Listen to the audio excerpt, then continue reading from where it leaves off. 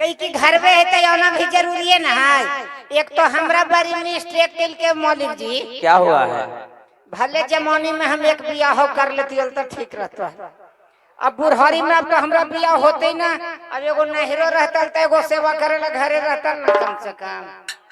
ओ तुम्हें कहना तो सत्य बात है। एक औरत रहला पर बड़ी खुशामद करब है, दूगो रहला पर तो सेवा काश के होता है। खोज के कर लो।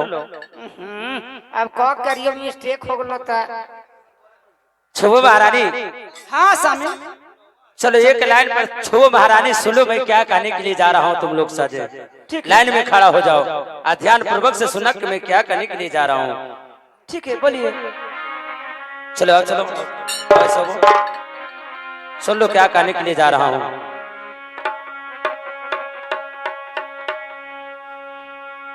आब सतवाई आप बहवाई रानिया सोनापुर में कर बोले रानिया।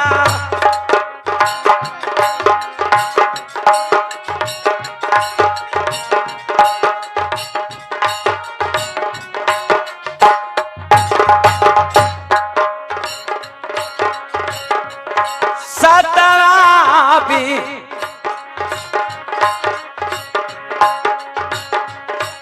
बहवाले रानिया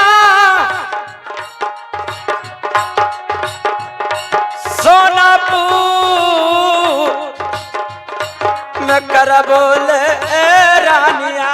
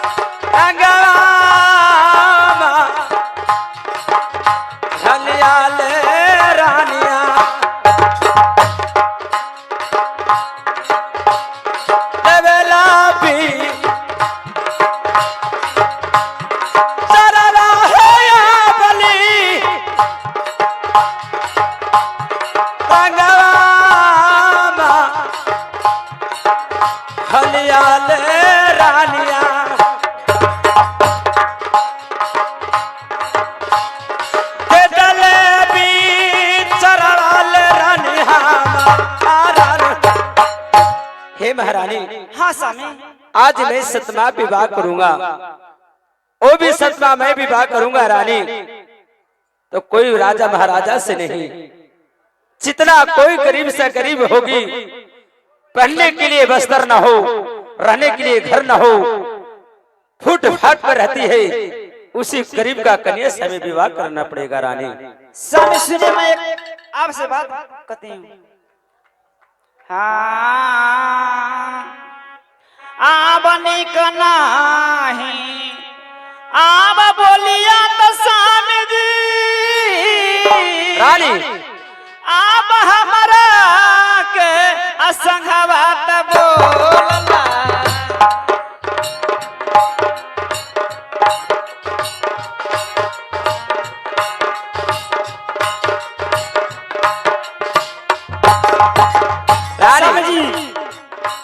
आब ठीक नहीं आब बतिया तो स्वामी जी आब हमारा के असंगवा त बोलला। आब अच्छा नहीं लगे तोर बोलिया न रे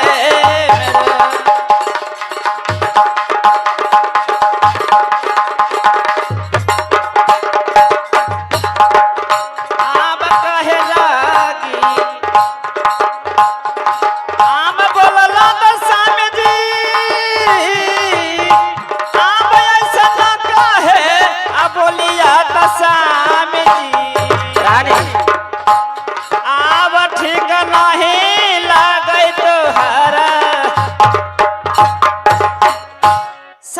रानी आप बोलते हैं तो अच्छा बात नहीं बोलते, सुनो। एक बिल्कुल गलत बोलते हैं, क्योंकि आप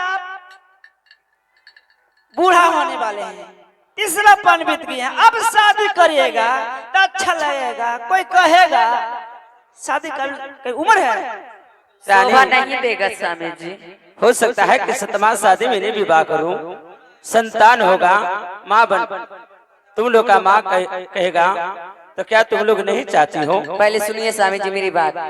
अगर मैं आपको सतमा विवाह के लिए हुक्म दे सकती हूँ, अगर आप विवाह कर लो, अगर सतमा रानी से भी आपको बालक नहीं हो गई तो क्या कीजिएगा स्वामी जी? हम सब छोड़ रानी से आपको क्या मन नहीं भरती है? महारानी ऐसा कोई बात नहीं है। सुनो, जो तूने मन में सोच रखी है ऐसा कोई बात नहीं है। सभी राम महारानी अगर विचार है तुम लोग का, अगर विचार देती हो तो मैं विवाह करूंगा। अगर तुम लोग अगर विचार नहीं देगी तो मैं विचार शादी नहीं करूंगा। नहीं स्वामी जी। सुनो स्वामी जी, महारानी आप देवो ना हुकुमिया तो स्वामी जी, आप करला भी अब हवा तो स्वामी जी।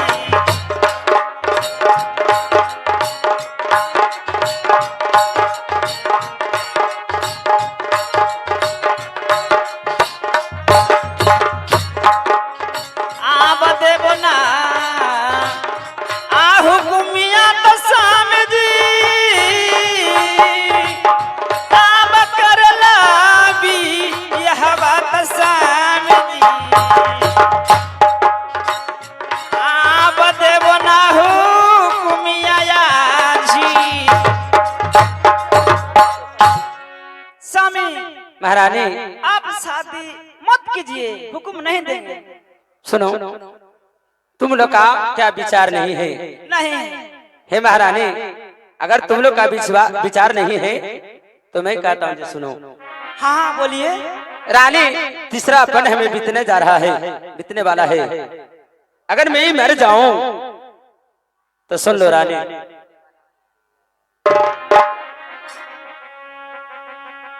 आहे 14 को सके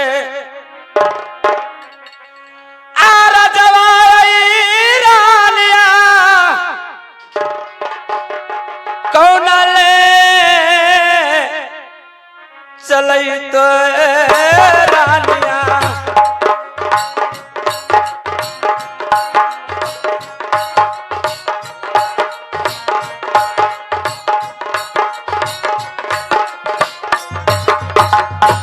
हे महारानी। हाँ स्वामी बोलिए। जब इस मैं इस राज के मैं छोड़ के चला जाऊंगा तो 14 कोस के राज कौन चलाएगा रानी? नहीं स्वामी ऐसा बात मत बोलिए। 14 कोस के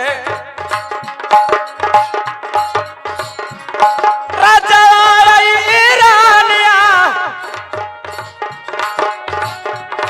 कौन ले चलई थाना रानिया।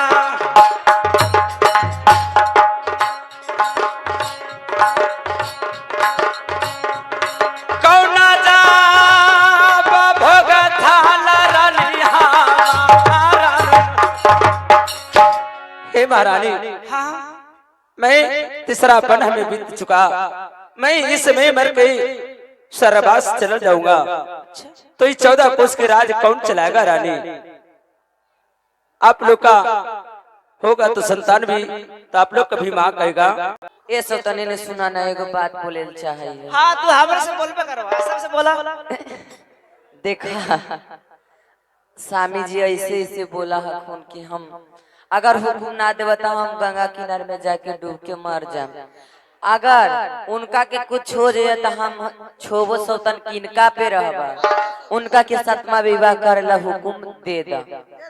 ऐसे हम तो उनके विचार है तो ठीक है, हम हुक्म दे ही। तो ठीक है बोल। स्वामी सुनिए। हाँ आप बकरिया रानी आ विवाहवा तो स्वामी जी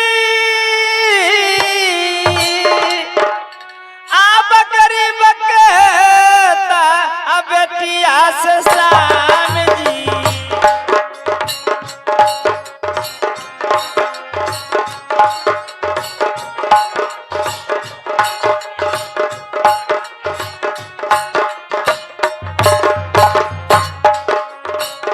आ बकरिया आ विवाहवा तो स्वामी जी आ बकरी बकता आ बेटिया से स्वामी जी रानी आ बदलिए हुकुमिया जी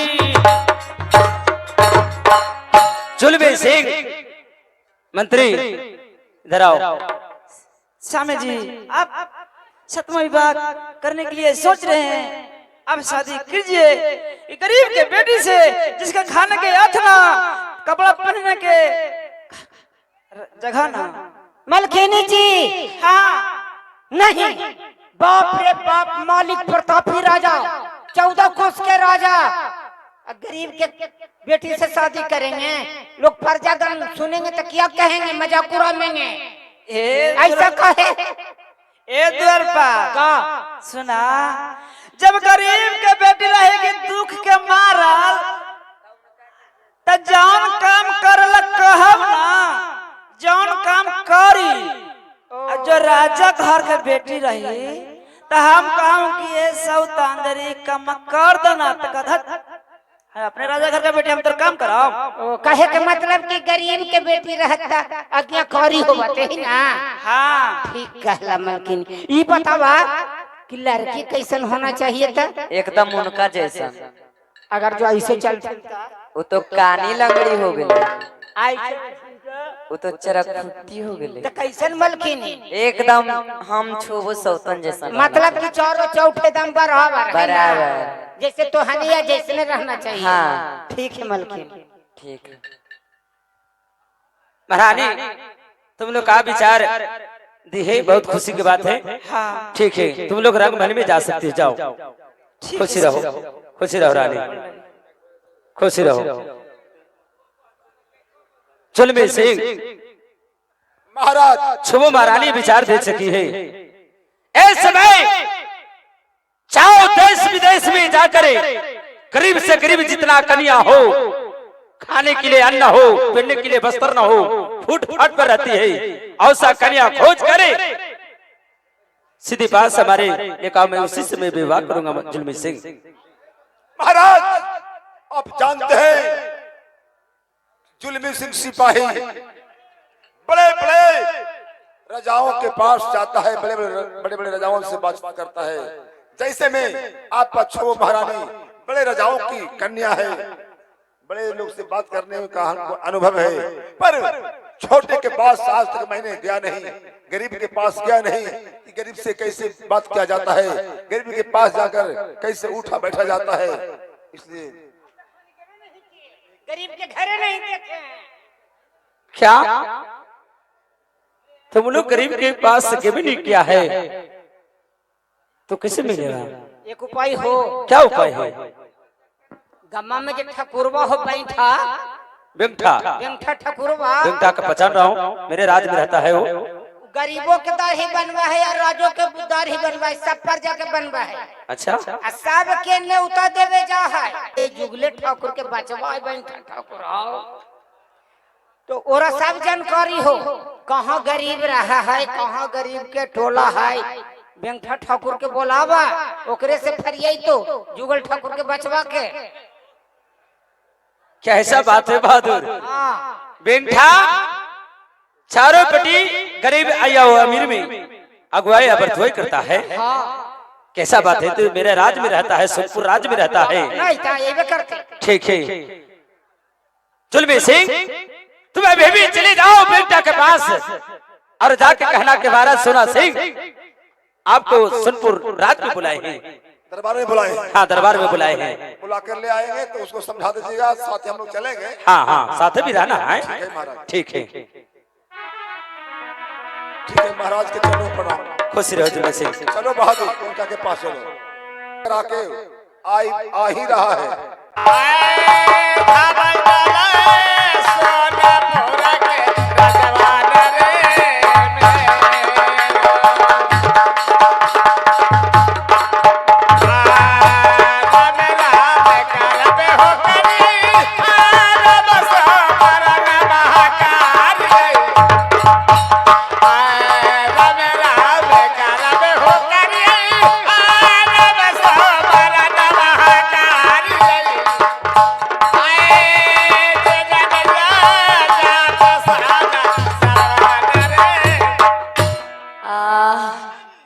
स्वामी जी क्या हुआ?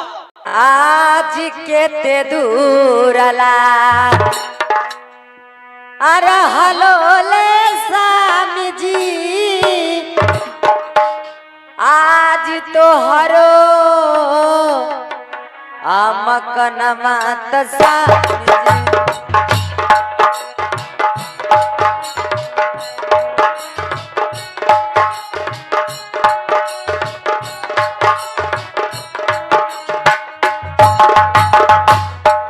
केते दूरला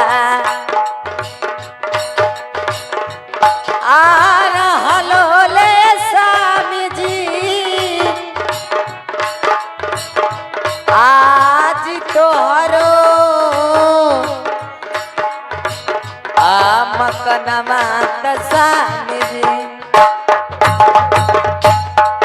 की स्वामी जी चलना ही जाओ हमारा रानी अब हम तुम कहती हो कितना दूर पड़ता है आपको घर, तो सुनो स्वामी जी हमसे चला नहीं जा रहा है स्वामी जी, अब कितना दूर है स्वामी जी। तयाई जाबा आप गेलियो नरनिया सोनगा नगरिया नरानी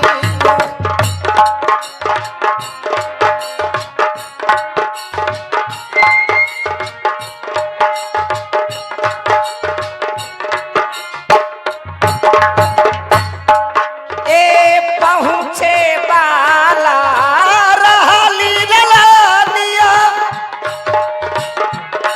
सोनागा नगलिया ले रनिया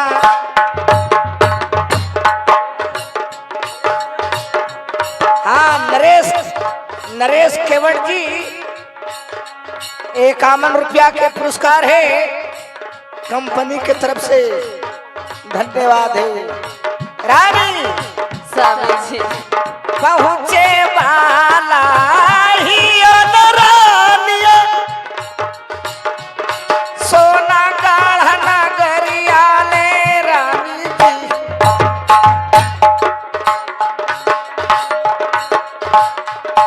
सारा काली पवारानिया इस समय तुम कहती हो कि चलते चलते मुझे पांव दर्द कर रहा है। रानी चलो महल में गर्म पानी कर देंगे, पैर धो लेना। तया जी चलते चालते आज गोड़वा दुखाइलो आज हो जा बरहिया में स्वामी जी। रानी बर्दाश्त करो रानी।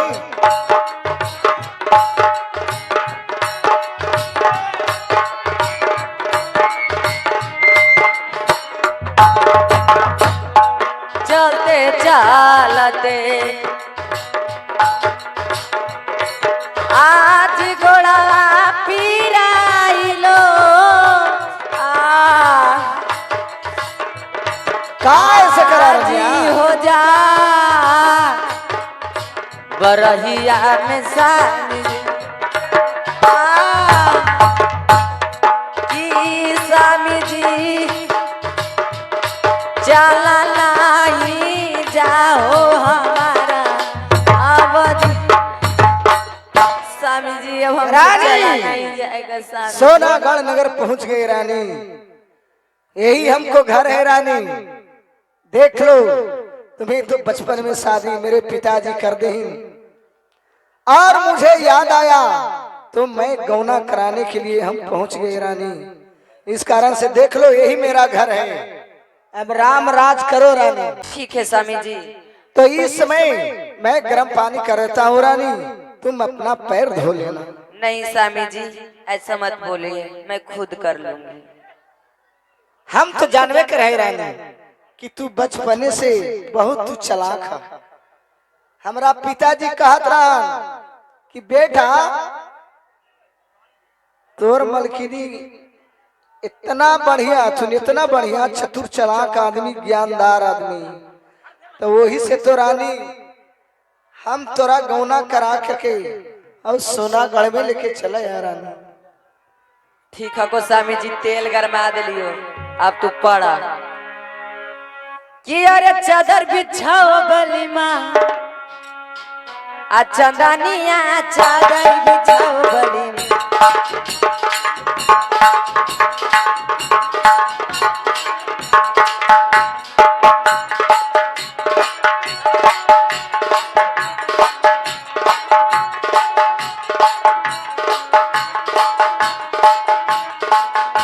पड़ा ना जी। चादर बिछाओ बली माँ, चंदनिया चादर बिछाओ।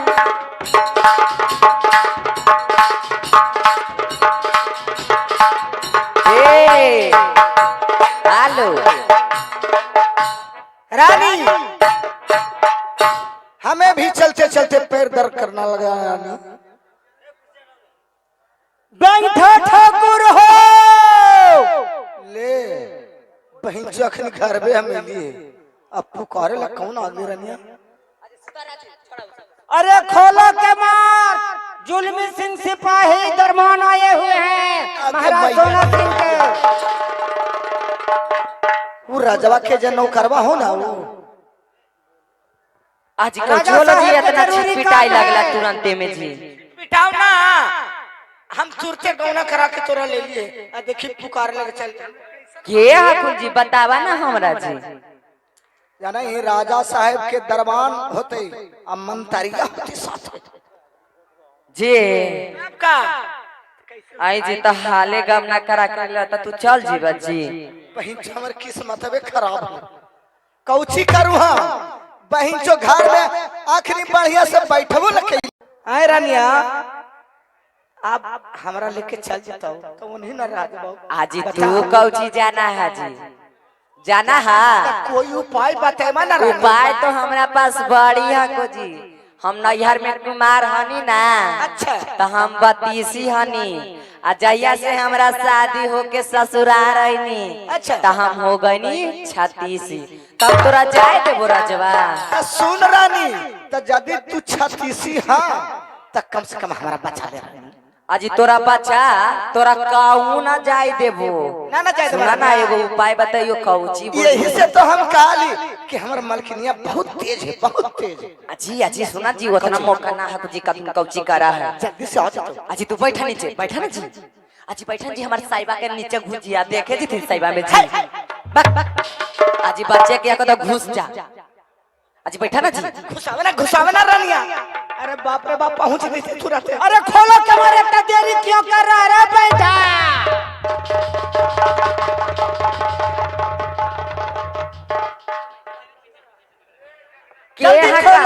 के हका आवा। चलिए मंत्री साहब।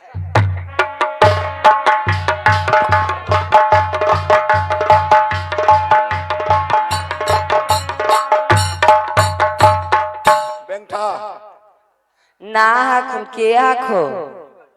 तू बेंगठा के हो, नानी दादी मौसी के हो। उनकर हम मलकिनिया ही है। उतना कहा के बोलता है, पूछो कि तू कौन बेंगठा के लगती है। बेंगठा के कौन लगती हो। उनकर हम मलकिनिया ही है। हाय मंत्री साहब, बहादुर। बेंगठा के औलाद। हाँ बेंगठा की औरत है। बाप रे, बाबू के कुछ ना महलियो कर कुछ भूलियो गिरियो। जुगल के पुतो ही। हाँ आगे मैया तो हमरा लगा हो गली का क्या हो गया? यहू तो गरीबे न है मतलब मौलिक सोना सिंह के करा दे हुई इनके से ब्याह ब्याह इसको तो ब्याह होले रे।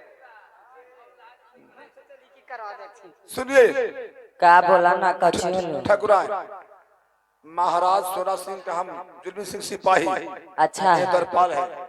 महाराज सोना सिंह के बहुत जरूरी काम है, इसलिए बेगठा के बुलाने के लिए आए हैं। बेगठा किधर गया है? ना हखून चल गेल कि ना नैहरा हमर बहिनी बोलैल कि ना दशहरा मेला घूमेला। तोर नहीं था हाँ दशहरा मेला घूमेला। हाँ पूरा कहते हलखिन जीजावा ना मेला घुरा दना जी। ससुराल आप समझ तब मेला तो दशहरा समाप्त होने पर है। समाप्त आज होता है, कल है परसों न होता है।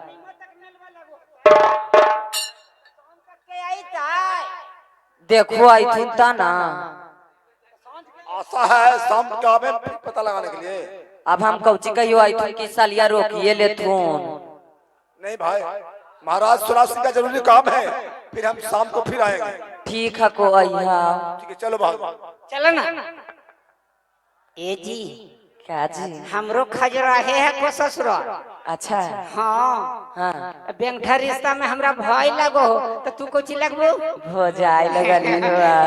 ए भौजी हाँ जी। जरा देखियो ना भौजी त लगो कि देखते रहियो। ए भौजी कौची जी? वो मंतरिया हो ना हाँ। गुंडा हो हाँ ओकर जी उनके चक्कर लक्षण बतावा है कुछ। हाँ ओकर चक्कर में ना जाइया ना ना हमारी बतिया होती तो कर करे जब भीतर भीतर फटो ते कि हम ठकुरनिया से बतिया जे ना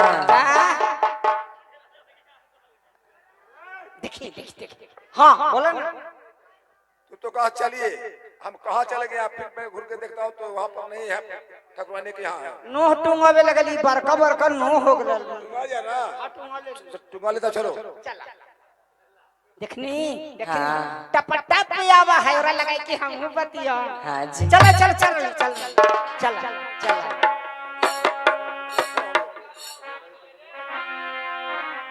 आजी कौची होला जी? देखला जी तोरा नाना जाय दिलियो जी। रनिया तू इसमें धंधा करमा तो हमारा 2 रोज में तू परान ले लेमा। परान ले लो चला फिर से आवा सुतो। का सोची रनिया हम तो जानबे करियो कि तू तो हमारा मानबे कर हम बहुत मान। आज जखन तेलवा ना लगैलियो जी बैठा लगा दियो। लगा दे रनिया बापा हमार का हल्का हल्का पानी तेज हो तोरा उरा ले लगा दे रनिया।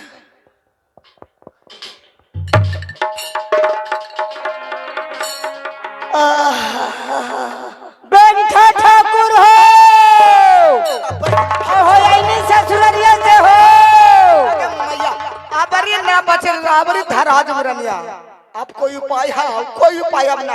ए जुगला वाला अरे अरे तू नहीं चिंता हो काहे ला कर जी? तोरा कहूं हम जाय देबो जी, अपन नजर से तो तोरा हट ही ना देबो।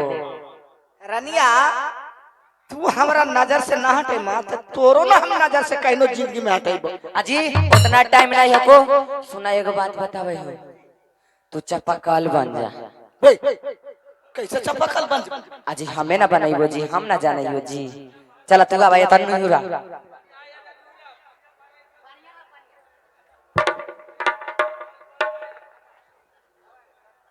अरे जल्दी खोलो। आज रुका ना जी नहार लिए जी कपड़ा बदलाई। ओ एकर मतलब बेंठा आइलो होत काहे कि ठकुरनिया नहा रहले है। पानी कास के दाबी है।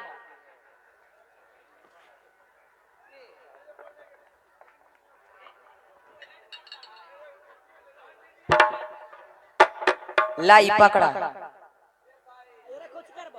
ऐसे चलाई तो तू गिराई है। ठीक है को ठीक हो गलो ना जी? ठीक है को आवा। चलिए चलिए जुल्मी सिंह चलिए भाई बेंठा आ गल हो।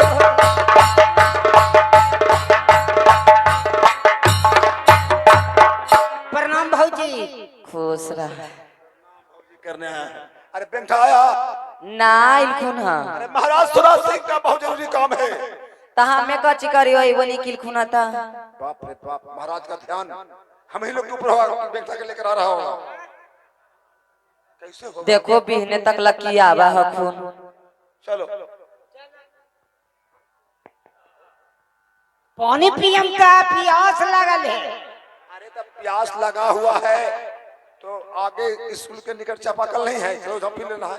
दशहरवा में छुट्टी रह गई, जे कलवा बंद रह गई, जे पनिया जमकल है, सर्दी हो जीती। आजी हमरा ही चापाकल हाको जी। ओहो हो तो चलिए होती चपाकलवा। आजी नाये ना गड़ैया जी। नया करैला ता तो तोरा ही चपाकल ना लो तो नया के दे देलखुन जी। मुखिया जी नहीं हक देलखिन जी। मुखिया जी ता इलेक्शन में घरी ता आगे मैया कितना पाइप देलखुन भौजी?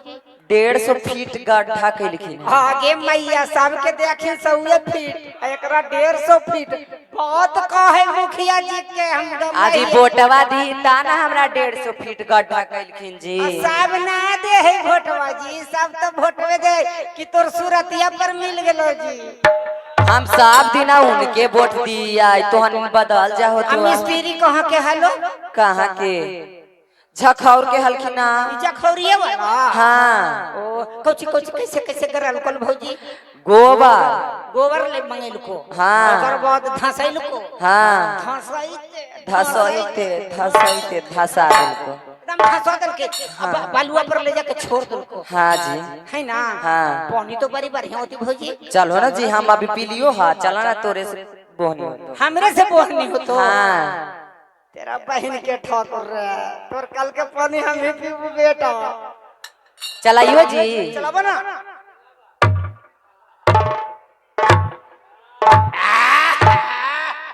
भौजी। हाँ जी मुखिया जी तोरा बारी माना लखुन कैसे? सब कल के पानी सब नियन, लेकिन तोर कल के पानी एकदम मिश्री नियन भौजी। सही में जी। अरे बाप रे बाप, तोर कल के पानी पीती भौजी जे तार जीती एकरा बहन के की। कैसे जी? हल्ला ना करिए ना तो पूरे गांव वाला तोरे कल पर पानी पिए तो। ता हमरो चला रहा था जी, हम पिया जी। पिया ना ठीक है को।